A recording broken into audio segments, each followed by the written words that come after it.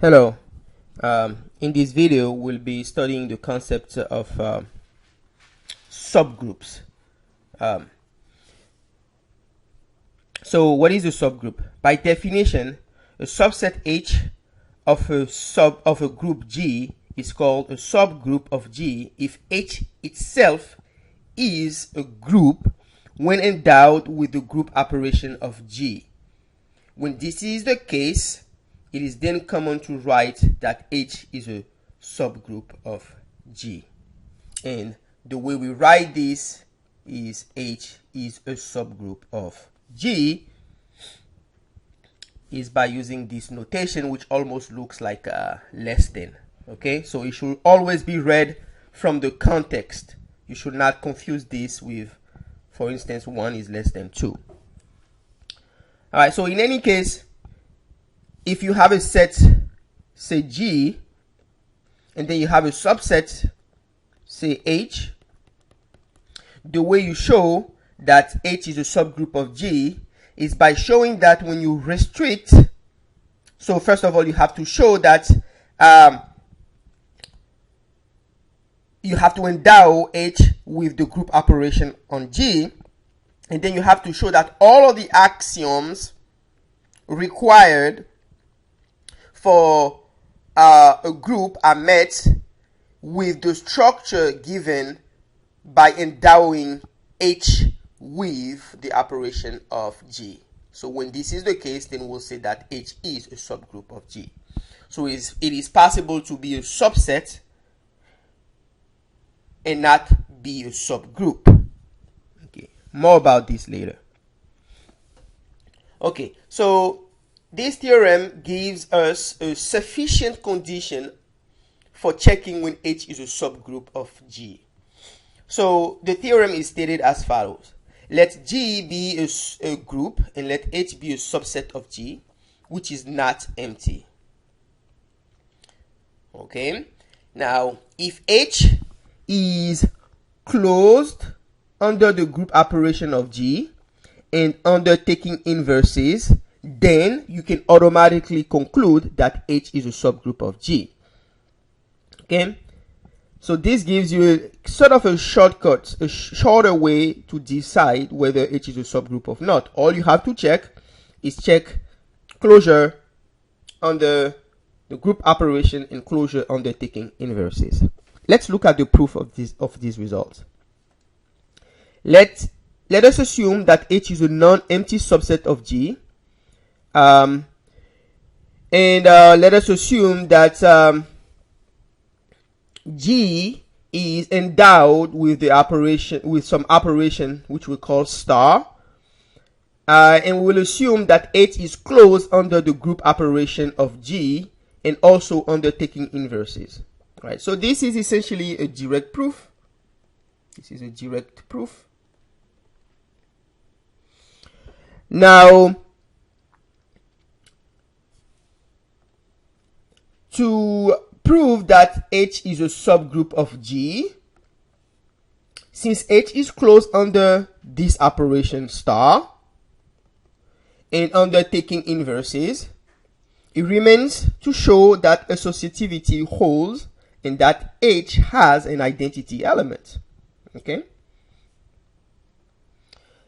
The associative property being inherited from G, we should only focus on the existence of identity in H. So in other words, the fact that we assume that G is a group already automatically gives us the associative property of this operation on H, since H is a subset of G.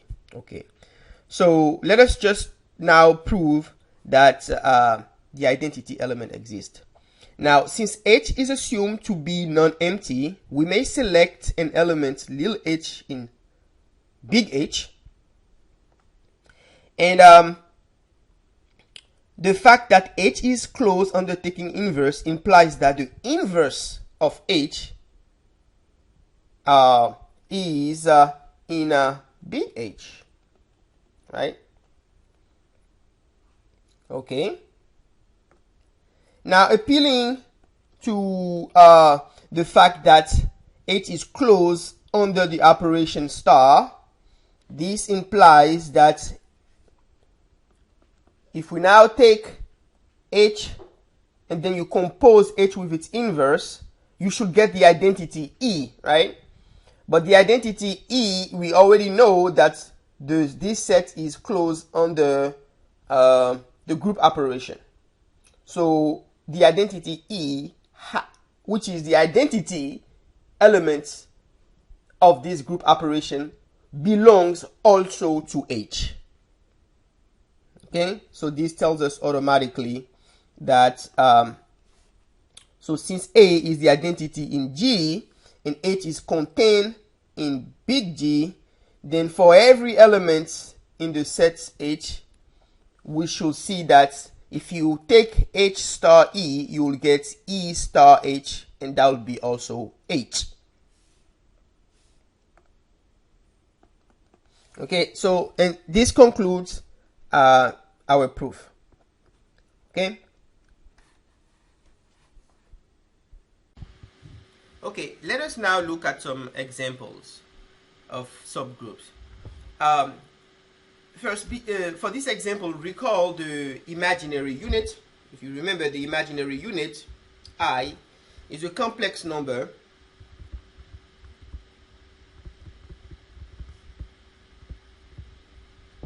satisfying I square is -1. Okay. All right. So in this example, we'll let G be the set which contains 1, I, the opposite of I, and -1, and we'll endow this set with complex number operation.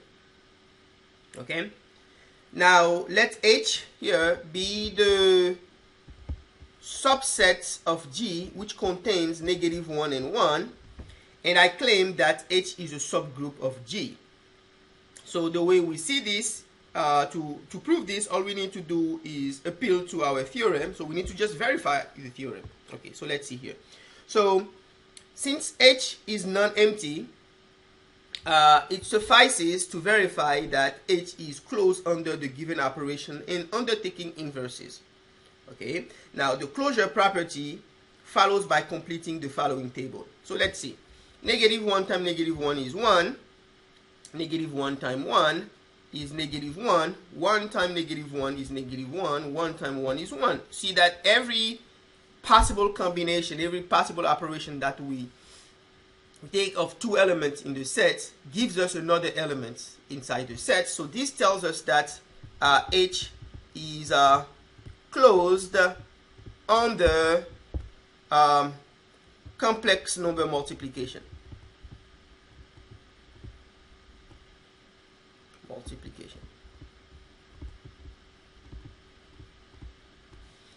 Now, moreover, notice that the inverse of -1 is itself. Why? Because if you take -1 times -1, you get 1. You get the identity element in this in G. Okay. Now, I is also its own inverse. Why? I mean 1. That's what I mean. 1 is also its inverse. Why? Because 1 times 1 is 1. Right? Okay. So then that tells you automatically that the set is non-empty. It's closed under group operation and is closed under taking inverses. So to prove the results, since H is non-empty, it suffices to show that H is closed under the given operation, which is complex number multiplication, and closed under taking inverses. Now, the closure property can be shown by completing the following table. Take -1 times -1, that should be 1. -1 times 1, that's -1. 1 times -1 is -1. 1 times 1 is 1. So this shows you that for every, let's say, H1 and H2 in big H, we can say that H1 times H2 is in H.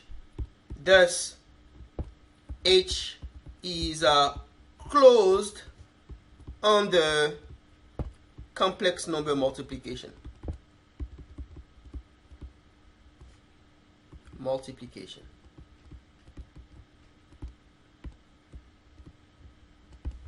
Okay. Now, to show the inverse, notice that the inverse of -1 is -1. Why? Because if you take -1 time itself, you get 1, right? And similarly, the inverse of 1 is itself, because 1 times 1 is 1.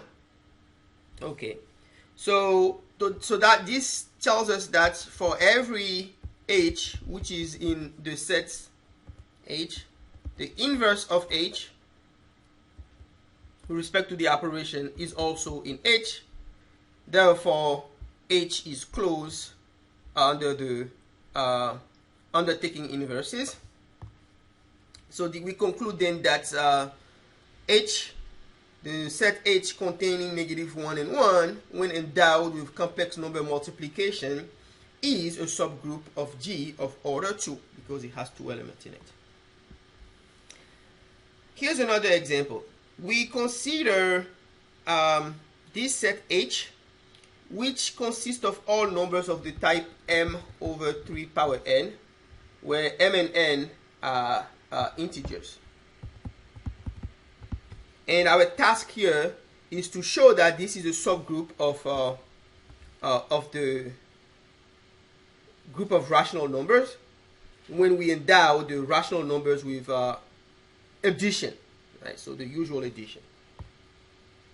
So to prove this, first we need to verify that H is not empty, right? So this is clear because H is not empty because it contains 0. The way to do so is to simply remember that element of H takes the form m over 3 power n, right? So if you take m to be 0, then it doesn't matter what n is, then you get automatically that's a 0. So you can write 0 as 3 power n, that's 0. So 0 is in the set H, so H is not empty. Now, to show that H is closed under multiplication, let x and y be 2 numbers in H. Then there exist integers m, n, p, and q such that we can write x as m over 3 power n, and y can be written as p over 3 power q by the membership requirement of H. Now, we'll add these 2 elements together. So if we add these elements together, notice that, so on this side here, if you take m over 3n, and then here we have plus p over 3q, one can multiply top and bottom by 3q here, and then same with 3n and 3n. So notice that 3, so the denominator here is 3 power q plus n. That's a common multiple of 3n plus 3q, so it will be so we can then put these 2 fractions, we can rewrite them with the same denominator. So then all we have to do at this point is just add the top. So we get this fraction, and now since m and n and p and q are integers, then it's clear that 3q times m plus 3n times p is also going to be in integer, right? Okay, and then the denominator is looking exactly like 3 raised to some integer because q plus n is an integer. So all the membership requirements for H are met, so we can say that x plus h is in fact an element of H. So this gives us closure under the group operation. Now, to show that H is closed under taking inverses, let x be an element of the set. Then there exist integers m and n such that we can rewrite x as m over 3n. Okay, that's now notice that the elements since m is an integer, then it's clear that negative m is also going to be an integer, right? And then that tells you that negative m over 3 power n is in H, because again it satisfies all of the requirements to be in H. Now adding these two numbers together give us precisely m minus m over 3n, right, as you see here, which is 0 over 3n, which is going to be 0. So that tells us that H is closed under taking inverse. So we have checked, in fact, all of the conditions required to have a subgroup. So we can then conclude that H is a subgroup of the group of rational numbers when endowed with the usual addition. Here's another example. Let H be this subset of 3 by 3 matrices, which are such that we have 1s on the diagonal, 0 on everything under the diagonal, and then when you are strictly away on the upper diagonal, you have the numbers x, y, and z. Right? So H is a set which consists of all such matrices when x, y, and z are real numbers. Okay? Now, I would like to show that this is actually a subgroup of the general linear group. And remember that the general linear group is just the group of all invertible n by n matrices.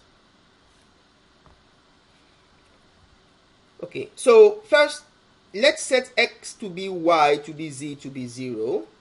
So if we set that, then what we get exactly the element 1, 1, 1, 0, 0, 0, 0, 0, 0, right? And this is an element of H.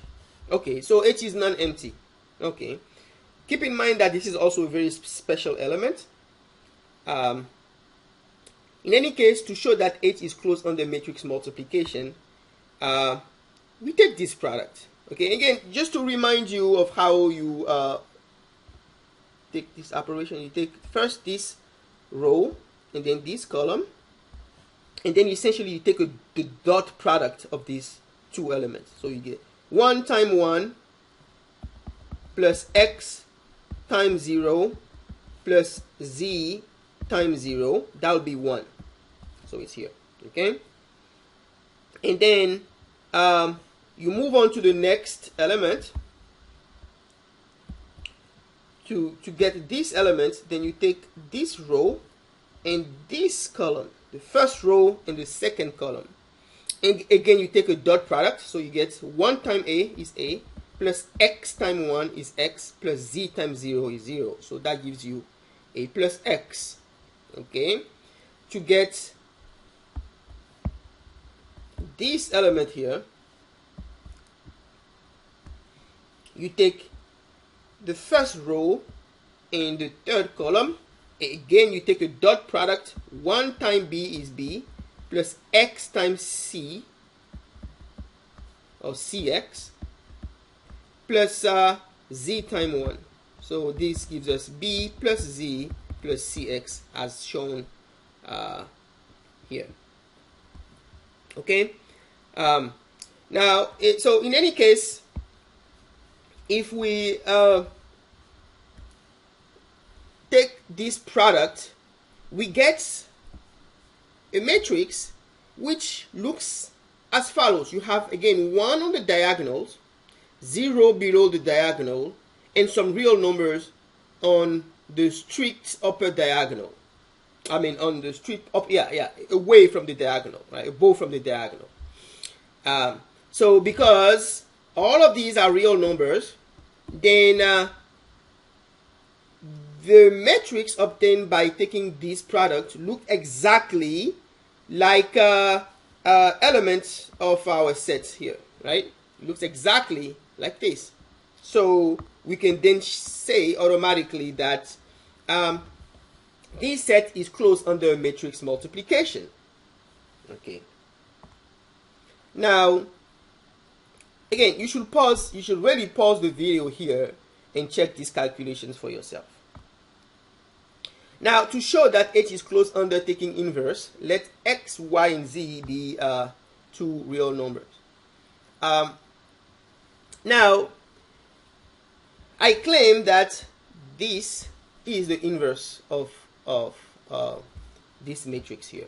And to see this, all you have to do is multiply these two matrices, and you should get the identity matrix here. Okay, and similarly, when you swap the order, you see again that this matrix time the given matrix is also going to be the identity. So this tells you that if you take X, Z, Y, the inverse of this matrix will be 1, 0, 0, 1, negative Y, negative X. It takes XY minus Z, which is an element of H. Okay. So this shows closure under taking inverses. Again, you should pause the video here and check all of these calculations for yourself. You should not take my words for granted. Verify everything. So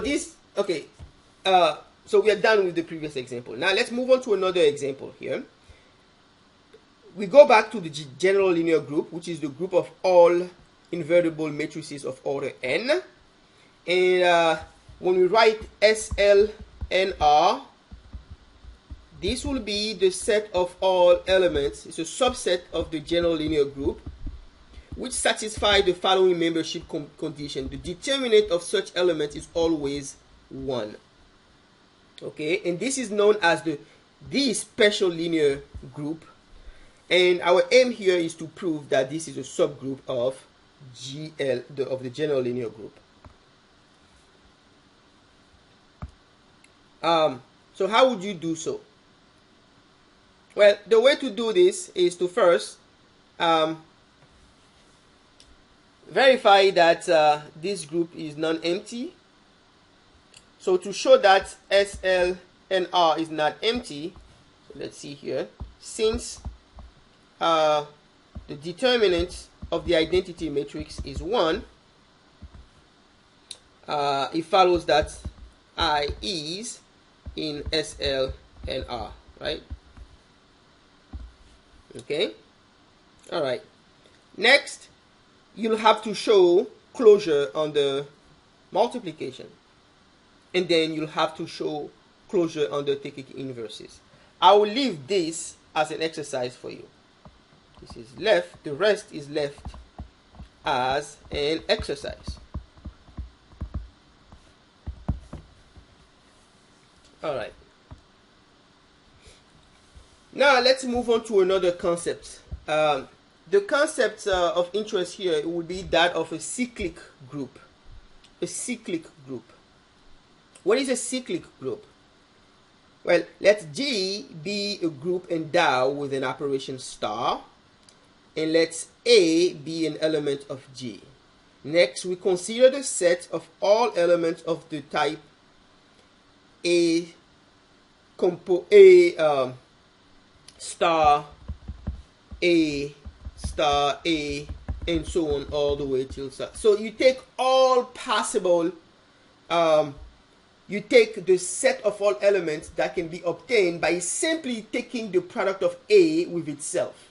Okay, and we conveniently denote this multiplicatively as A power n. Again, one should not confuse this with the usual power with real number, because A may not even be a real number. Okay, and in this case here, n is an integer. Now, so the set of all, so if you look at the set of all possible numbers of the type an, where n is an integer, this is a group call the cyclic group generated by A. Okay, so we'll say that this thing here is a cyclic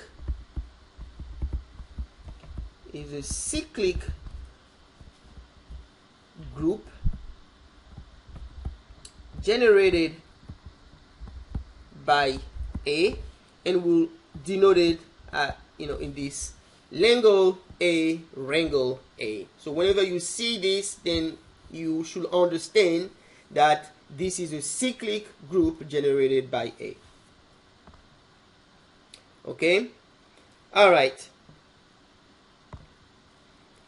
Now, a few remarks are in order.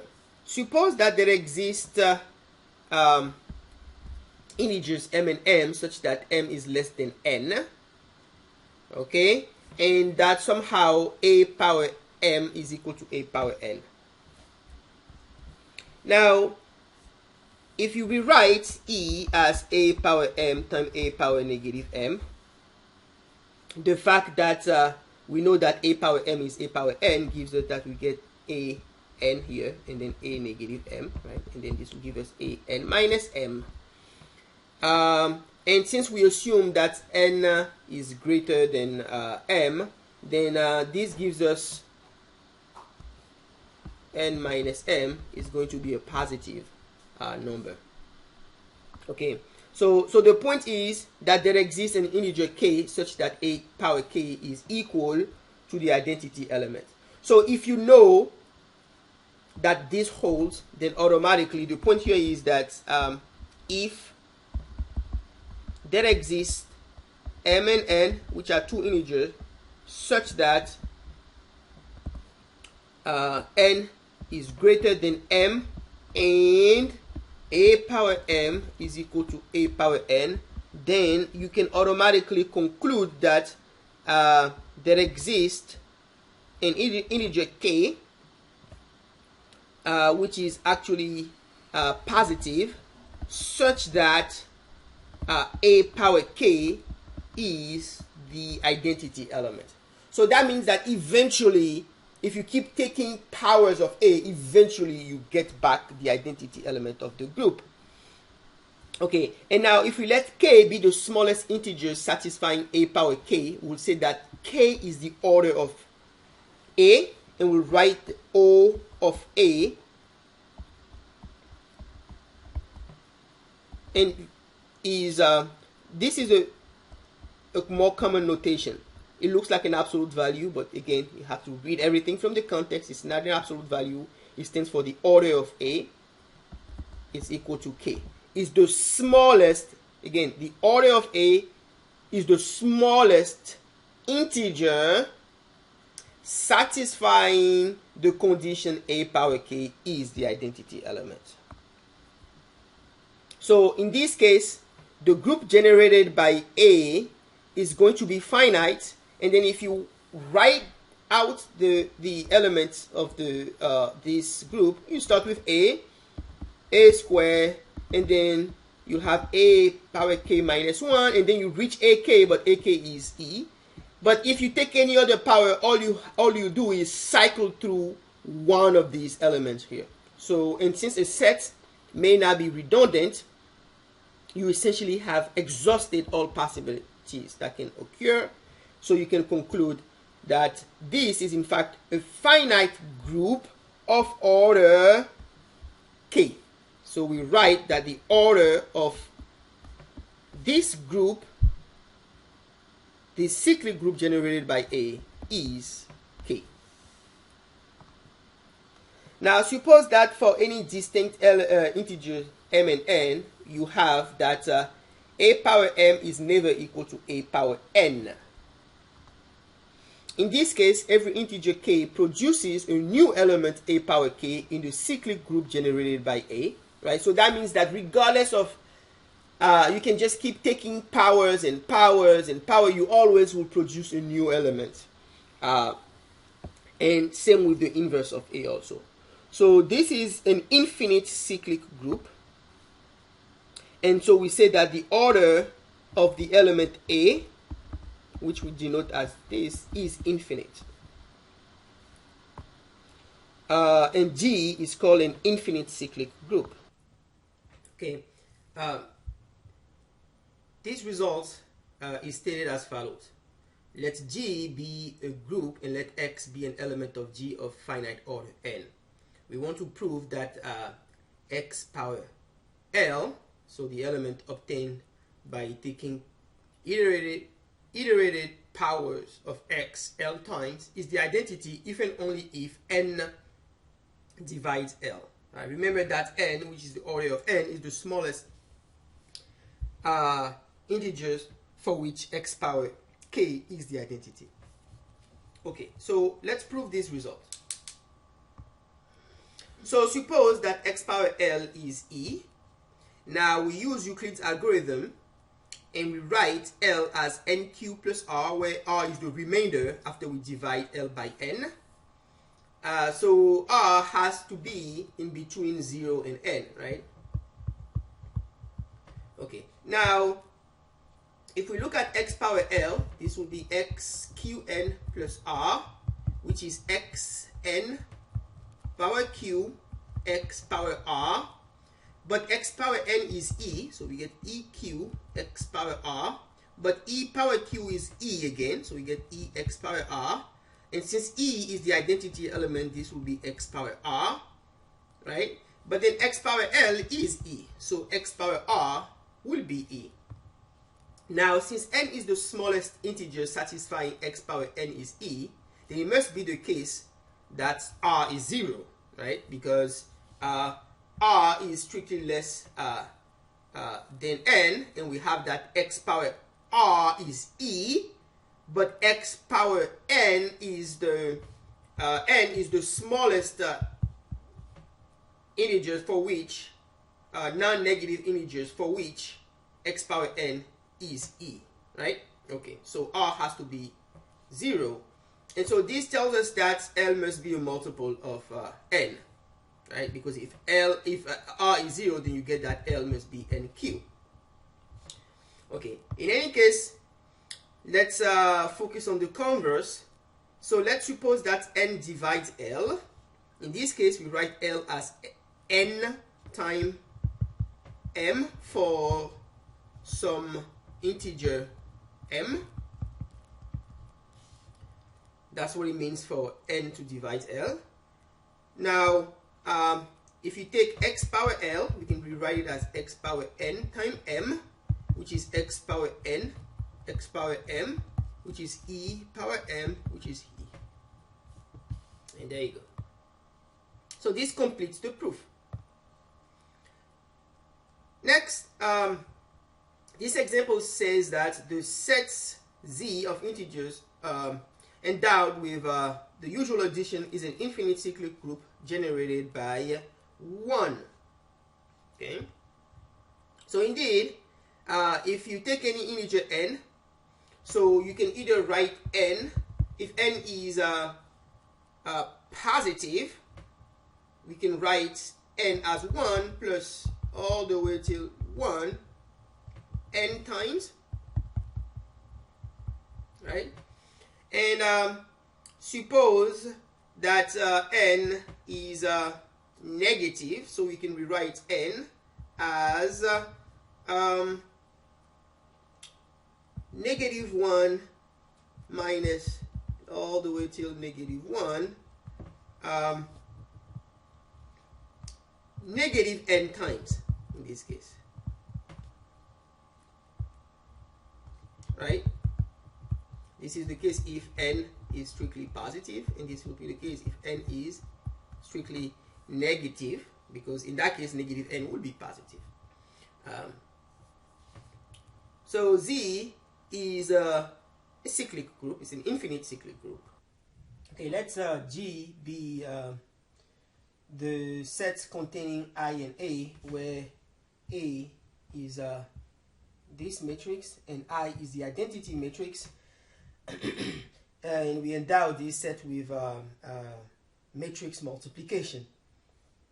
Now, notice that if we take A time itself, we get the identity elements, and one way to see this is to take the dot product of this will be what, 0 plus 1, right? So that'll be that. And then the dot product of this with this will be 0 plus 0, right? So that'll be 0, and so on. So notice that, so A square is the identity matrix.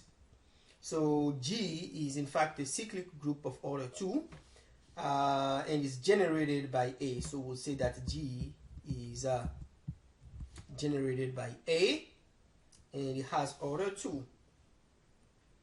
Okay.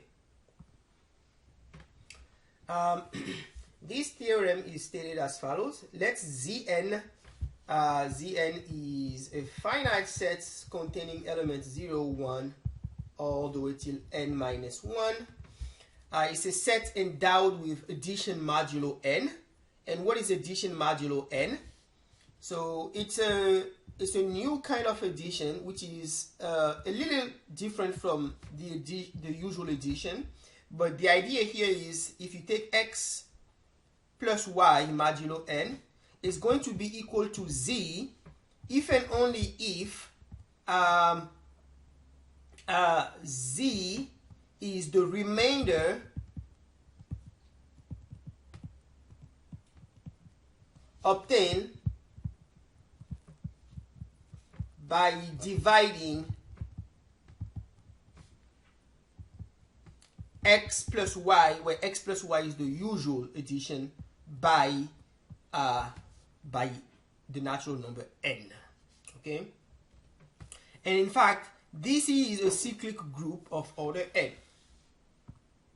Okay, so let 1 be an element of Zn. Using the additive notation for this operation, we let m times 1 be the element which is obtained by adding 1 to itself m times. So when you write m times 1, we mean 1 plus 1 plus 1 modulo n plus 1 modulo n m times. Okay? And now notice that if you take 1 plus 1, that'll be, say, 2, right? And then if you keep going, we'll have that 1 plus 1 plus 1 plus 1 n minus 1 time will be n minus 1, and then you divide by, if you divide by n, you look at the remainder, right? So if you take n minus 1 and you divide that by n, you have 0 times n plus a remainder of n minus 1, right? So that means that 1 plus 1 plus 1, say, n minus 1 times will be simply just n minus 1, because the remainder after you divide n minus 1 by n is still n minus 1. All right, now on the other hand, if we take 1 plus 1 and so on n times, right? So first, if you take 1 plus 1 plus 1 in the usual sense n times, that will be n, right? But then if you divide n by n, so you have 1 times n plus a remainder of 0. So that means that 1 plus 1 plus ... 1 n times is going to be 0 with addition modulo n. You see? So eventually, when you add 1 to itself n time, we eventually reach 0. So this tells us that Zn is a cyclic group which is generated by 1.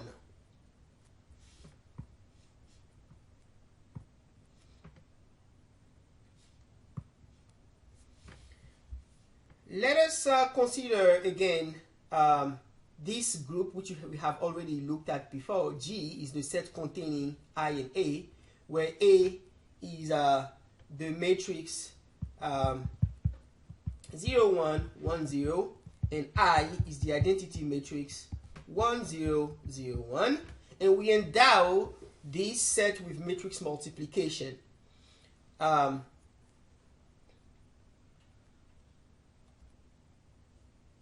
we'll also consider Z2 here, which is endowed with addition modulo 2. Okay? Now, let's see here. Now, what we want to do is actually compare the multiplication table. If I take I times I as a matrix multiplication, we get I, right? I times A is going to be A. A times I is going to be A. A times A, we saw that that's A squared. And if you check, you have 0, 1, 1, 0, 0, 1, 1, 0. That would be 1, 0, 0, 1, right? That's the identity, so that's I. On the other hand, 0 plus 0 modulo 0 is 0. 0 plus 1, that's 1, 1 modulo, so that'll be just 1 here. 1 plus 0 is 1, but if you take 1 plus 1, that's 2. But 2 modulo 2, so if we divide 2 by 2, we have a quotient of 1. And then a remainder of 0 will be 0 here. So notice that I is the identity element in this group. 0 is the identity element in this group.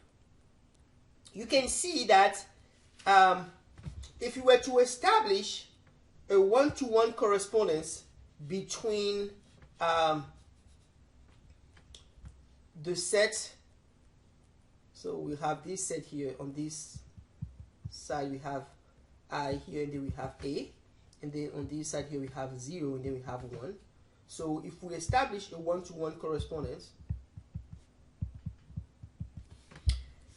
if we map I to 0 and A to I, then the multiplication tables of these two seemingly different groups have a very similar structure, right? In fact, this map shows that they behave more or less the same way.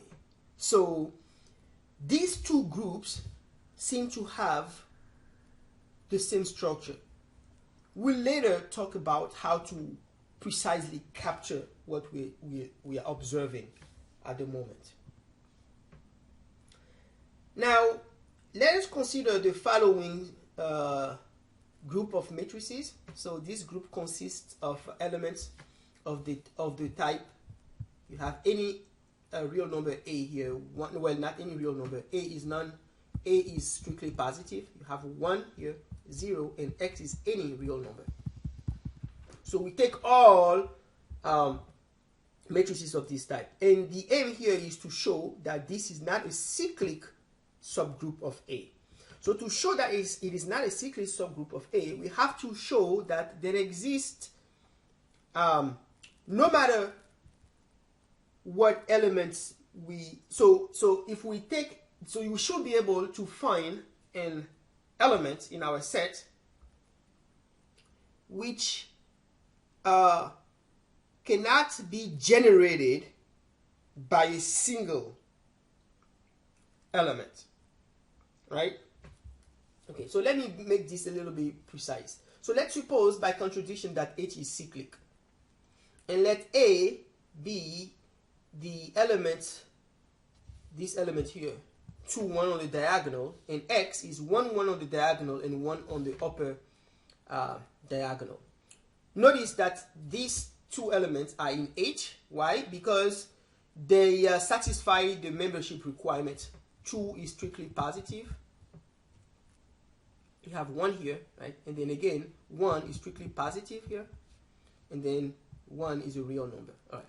So they satisfy the membership requirement. So they are all in H.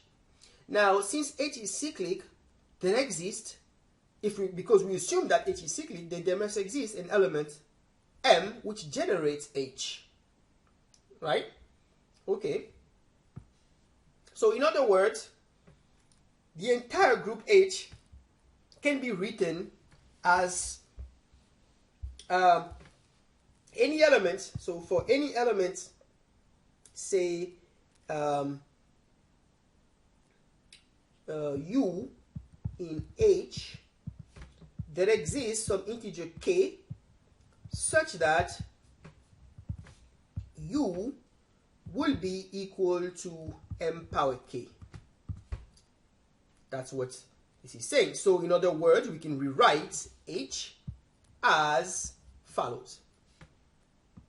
Now, since A and H belong to H, there exist integers M and M such that A is equal to M power N and X is equal to M power little m, right? That must be the case. Now, next, A power M must be X power N. So if you take A power M, that will be M power N times M, which is then M power N M, right? And if you take X power N, well, X is M power M, and then we have N. That must be M power M N. So this tells us that A power M must be equal to X power N. Okay. So one may check that for any integer N and M, the following holds true.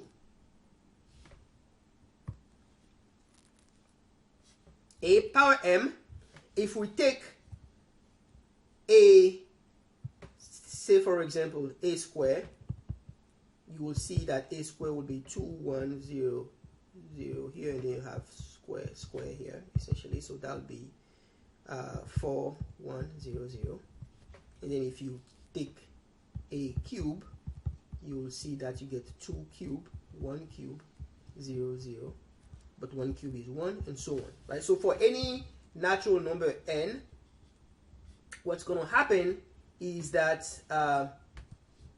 for any m, which is in fact an integer, A power m is going to take the form 2m 1 0 0, and X power n will take the form 1 1 0 and then n.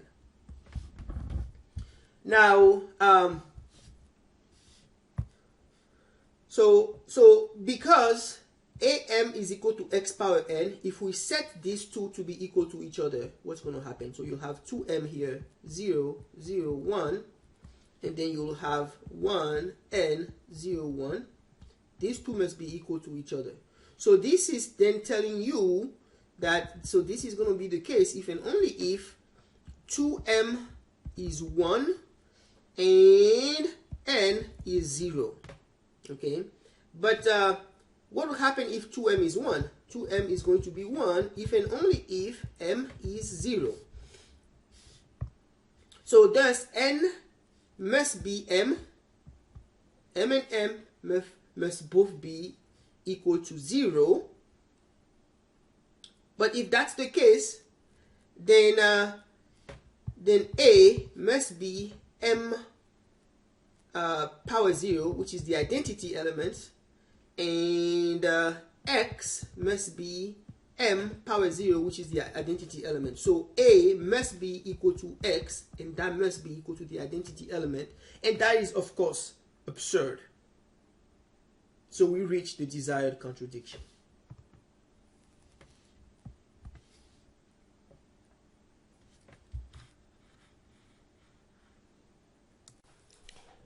All right, it's time to warm up those brain cells. Let G be the set of our real valued function f mapping the real line into itself, which are bijective.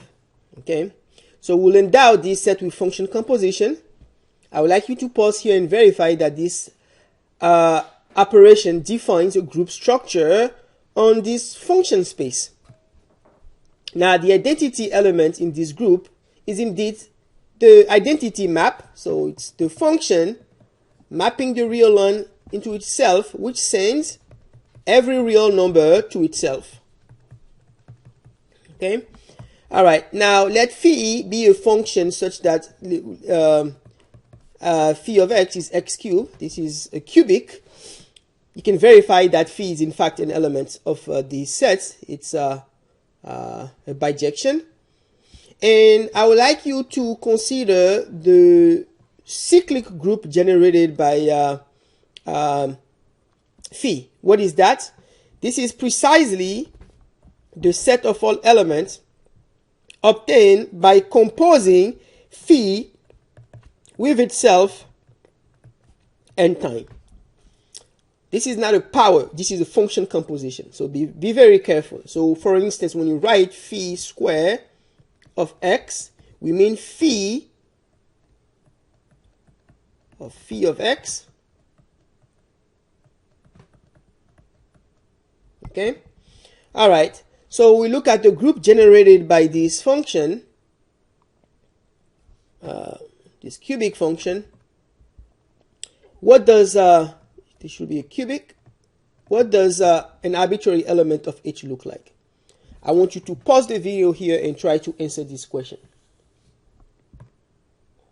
What is the order of h?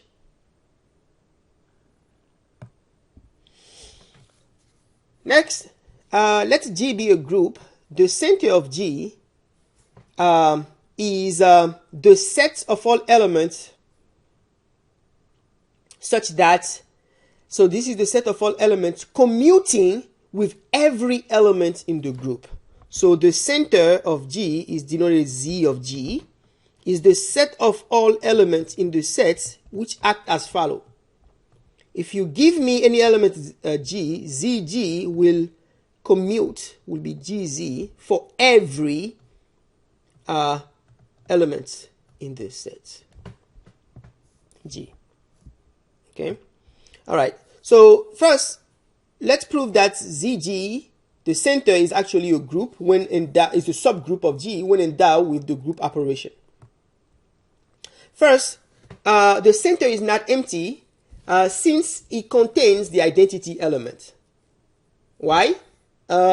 Take the identity element. So if you let G be any element in the group, notice that if you take EG, that will be precisely GE, and that will be E.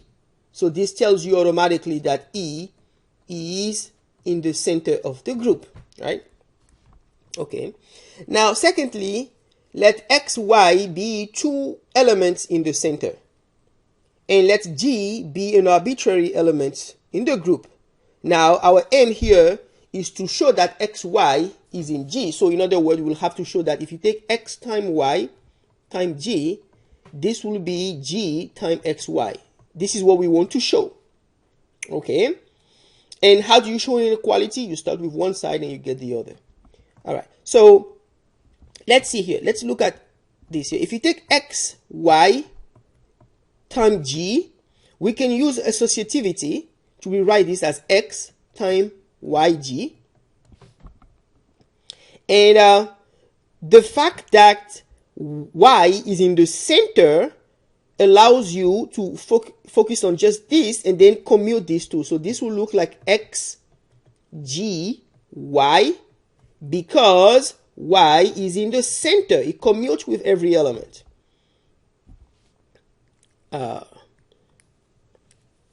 Okay.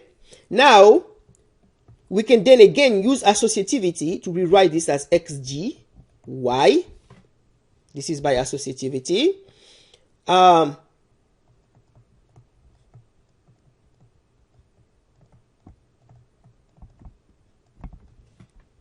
then again, since X is in the center, it will commute with G. So this will be G, X, Y. This is because X is in the center of the group. Okay, and now we can use again associativity to rewrite this as X, G times XY by associativity. So we have proved exactly what we needed, that xy commutes with any arbitrary element of G. Therefore, we can conclude that the element xy is in the center. Okay. Now, let Z be some element in the center, and let G be any arbitrary element in the group. We want to prove that the inverse of Z commutes with G. So in other words, we want to show that Z inverse G will be G Z inverse. Right? That's what we want to show. Okay, so let's look at Z inverse G. Notice that if we take Z inverse G, we can rewrite G as G inverse. You can write G as the inverse of its inverse. Now, notice that generally we know that if you have, let's say, A inverse B inverse, this is in fact B A inverse. So using this result, then we can rewrite this as G inverse Z, the whole thing inverse. You see? All right. Now, since Z is in the center of the group G, then if you look at G inverse Z, this will be actually Z G inverse. So then this tells you that if we take the inverse, this will be G inverse Z inverse. But the inverse of G is G. So you get G Z inverse. So in summary, what have we proved? We proved in summary that for every Z which is in the center of G, and for every G which is in G, Z inverse G is G Z inverse. So that tells you that the inverse of Z commutes with every element in G. So we can then conclude that the center is closed under taking inverse.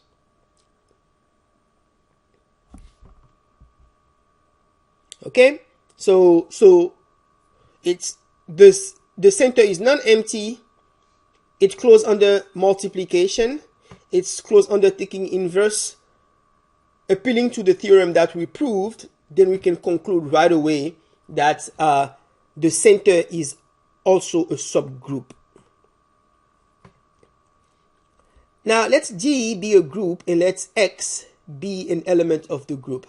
Then the centralizer of X is the set of all elements commuting with X. Meaning the following. So the centralizer is in fact denoted C of X, of some element X, will be the set of all elements in G such that G of X is XG. Notice that the centralizer may not be, the centralizer and the center may not be the same, right? Because you don't have to have a commutative, for example, in a commutative group, the center will be everything, will be the entire group again, right? If you have in a abelian group, if G is abelian, then the center of G is everything. It will be G. However, if G is not abelian,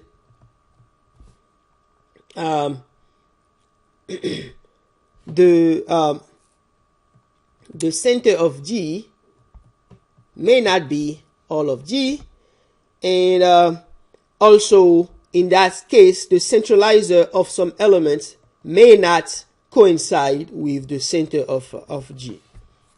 Okay, so I like to challenge you here to maybe try to come up with an example of a group in an element X such that the centralizer is not equal to the center of the group. Okay, this will help you really understand the distinction between center and centralizer. Another aspect worth highlighting here is that the centralizer of any element is in fact a subgroup. The centralizer of the identity element is everything.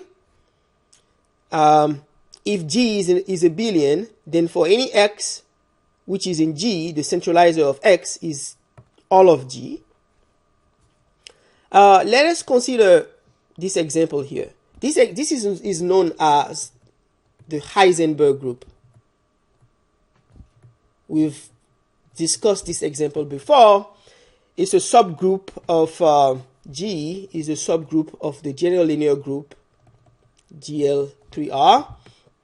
It consists of all matrices with 1 on the diagonal, 0 below the diagonal, and you're free to write whatever you want above the diagonal here. Okay, and anyway, if we consider the Heisenberg group, let us show that this subset here is in fact the center of the Heisenberg group. And the idea here, I'm not going to give you the full proof, but the idea here is to show that for any t which is a real number, this matrix 1 0 0 0 1 0 t 0 1 commute with every element of the Heisenberg group.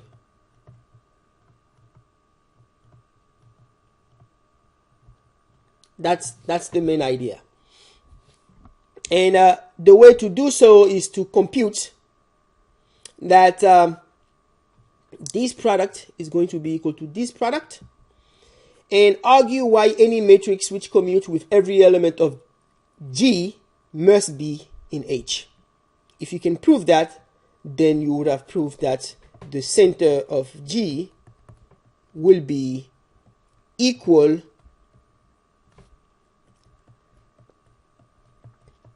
to